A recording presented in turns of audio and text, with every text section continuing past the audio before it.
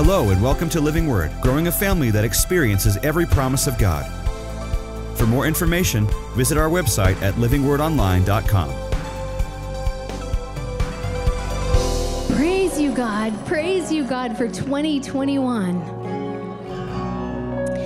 I was reading a story in Matthew in chapter 14. It starts in verse 22.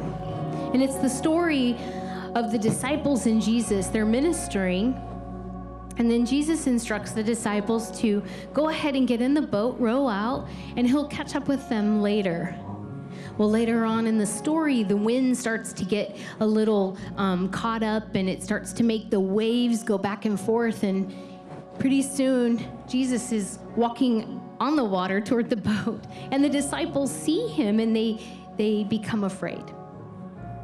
And he says to Peter, he says to the disciples, "Take courage, it is I, don't be afraid."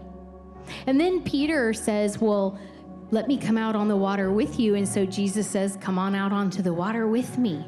And then that's when Peter does the miraculous and he walks on water. As I was reading through that story, as I was meditating on that story, verse 27, "Take courage, it is I, don't be afraid," really stood out at me. But there were two major points in the story that were just dropped in my heart. First of all, Peter had to get on the boat and row out on the lake to then be asked to come off the boat and walk on water. To experience that miracle, he had to put his feet and his hands to action. He had to do something. He had to get in the boat and row in order to then get the miracle of coming out of the boat and walking on water toward Jesus. We too have to put our hands and our feet to action. We have to move and do what's in front of us. Amen. The second most pivotal point, and I think this is going to speak to someone in the house today, is Peter was not new to the boat. Peter was a fisherman, so he wasn't doing anything different or new. He was doing what he knew to do. He was doing what had been his normal. And God showed up and provided a miracle amidst Peter's normal. Now, that's not to say that we're not going to be called to do something new and different. But I think sometimes we think in order for God to work a miracle, we have to do something drastic or change really big.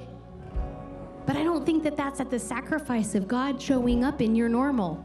God being able to produce a miracle in you doing what you do and putting your hands and your feet to what's in front of you. You know, our job is to trust that he can and to give him the glory when he does. His job is to do the miraculous regardless of where you're at. Amen? And that is what he's going to do for you in 2021. Amen.